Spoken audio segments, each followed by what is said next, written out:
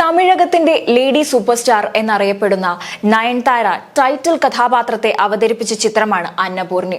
വലിയ രീതിയിലുള്ള വിവാദങ്ങളും കോളിളക്കങ്ങളുമാണ് ഈ ഒരു സിനിമ സൃഷ്ടിച്ചിരിക്കുന്നത്. എന്നാൽ തിയേറ്ററിലെത്തിയപ്പോൾ സിനിമ വലിയ പരാജയമായിരുന്നു. ശേഷം നെറ്റ്ഫ്ലിക്സിൽ എത്തുകയും ചിത്രം പല രീതിയിലുള്ള, പ്രത്യേകിച്ച് ഹിന്ദു മതസ്ഥരായിട്ടുള്ള ആൾക്കാർക്കിടയിൽ വലിയ രീതിയിലുള്ള വിവാദങ്ങളാണ് ചിത്രം സൃഷ്ടിച്ചത്. ഈ ചിത്രത്തോട് പ്രതിഷേധിച്ചുകൊണ്ട് ഹിന്ദു സംഘടനകൾ നൽകിയ പരാതിയിൽ നയൻതാര ഉൾപ്പെടെയുള്ള സിനിമയിൽ പ്രവർത്തിച്ച പലർക്കുമെതിരെ FIR ഫയൽ ചെയ്യുകയും ചെയ്തിരുന്നു.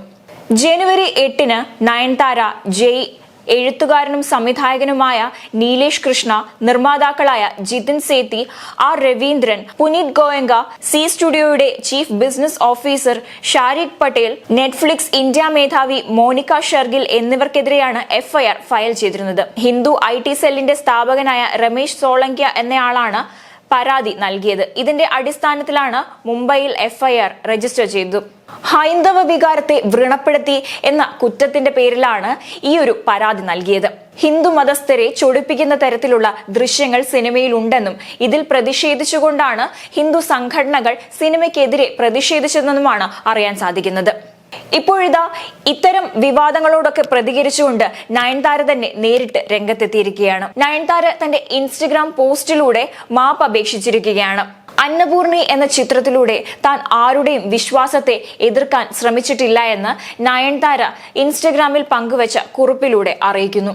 ജയ് ശ്രീറാം എന്ന് രേഖപ്പെടുത്തിക്കൊണ്ടാണ് ആ കുറിപ്പ് ആരംഭിക്കുന്നത്. പ്രചോദനമാകുന്ന നല്ല കാര്യങ്ങൾ പറയാൻ മാത്രമാണ് ചിത്രത്തിലൂടെ ശ്രമിച്ചത്.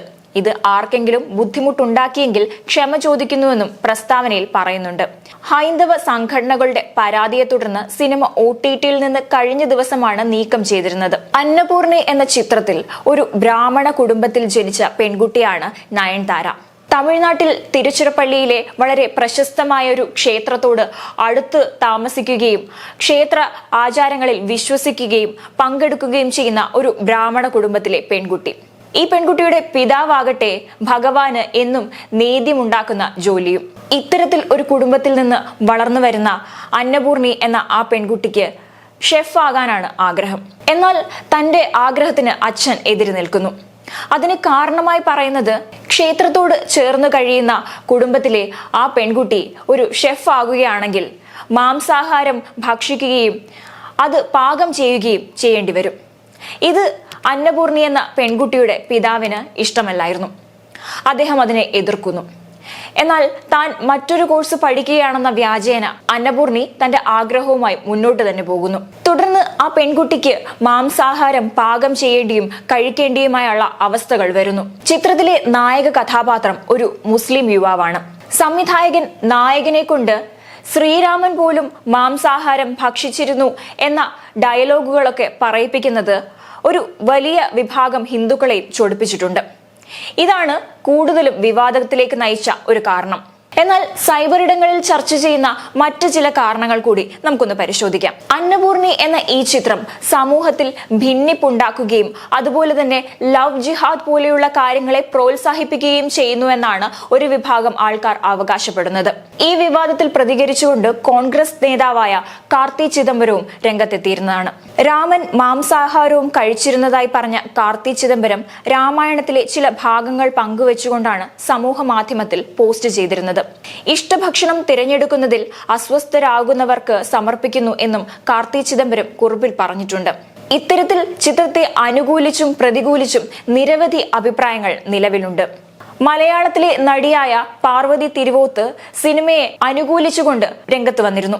ആവിഷ്കാര സ്വാതന്ത്ര്യത്തിന് മേലുള്ള കടന്നുകയറ്റമെന്നാണ് പാർവതി തിരുവോത്ത് ഇതിനെയൊക്കെ വിശേഷിപ്പിച്ചത്. എന്നാൽ ശ്രീരാമനെ കുറിച്ചുള്ള പരാമർശങ്ങളല്ലാതെ മറ്റെന്തൊക്കെയാണ് സിനിമയിലെ മതവികാരം വ്രണപ്പെടാൻ കാരണമായിട്ടുള്ള രംഗങ്ങൾ അല്ലെങ്കിൽ സംഭാഷണങ്ങൾ?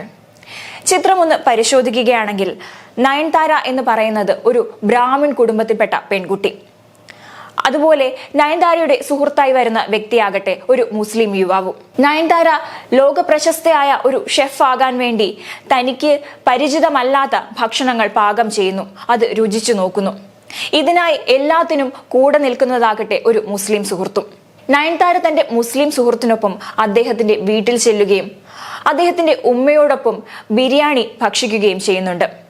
അത്തരം രംഗങ്ങൾ സിനിമയിലുള്ളത് പലർക്കും ഇഷ്ടപ്പെടാതെയുമുണ്ട്. ചിത്രത്തിൽ പലപ്പോഴായി നായക കഥാപാത്രം നയൻതാരയോട് പറയുന്നുണ്ട് ഉമ്മയോടത്ര നന്നായി ബിരിയാണി വെക്കാൻ നയൻതാരയ്ക്ക് സാധിക്കില്ല എന്ന്. തുടർന്ന് സിനിമ പുരോഗമിക്കുമ്പോൾ ചിത്രത്തിൽ നയൻതാരയ്ക്ക് അപകടം സംഭവിക്കുകയും തനിക്ക് രുചി അറിയാനുള്ള കഴിവ് നഷ്ടമാവുകയും ചെയ്യുന്നു. എന്നിരുന്നാൽ പോലും തന്റെ പരിമിതികൾ അതിജീവിച്ചുകൊണ്ട് നയൻതാര മത്സരത്തിൽ പങ്കെടുക്കുന്നു. മത്സരത്തിന്റെ ഒടുവിൽ ബിരിയാണി വെക്കുക എന്ന ഒരു ദൗത്യമാണ് നയൻതാരയ്ക്ക് കിട്ടുന്നത്. ഈ ഒരു ദൗത്യം നയൻതാരയ്ക്ക് ലഭിക്കുമ്പോൾ ചിത്രത്തിന്റെ അവസാന ഘട്ടത്തിൽ നയൻതാര ബുർഖ ധരിച്ചുകൊണ്ട് നിസ്കരിക്കുന്ന ഒരു രംഗമുണ്ട്. ഈ ഒരു രംഗത്തിന് ശേഷം നയൻതാര ആ മത്സരത്തിൽ വിജയിക്കുന്നു. ഒടുവിൽ നയൻതാര പറയുന്നുണ്ട് തന്റെ സുഹൃത്തിന്റെ ഉമ്മ പഠിപ്പിച്ചു കൊടുത്തതാണ്. ബിരിയാണി ഉണ്ടാക്കുന്നതിന് മുൻപ് നിസ്കരിച്ചതിന് ശേഷം ബിരിയാണി ഉണ്ടാക്കുകയാണെങ്കിൽ അതിന് രുചി കൂടുമത്രേ.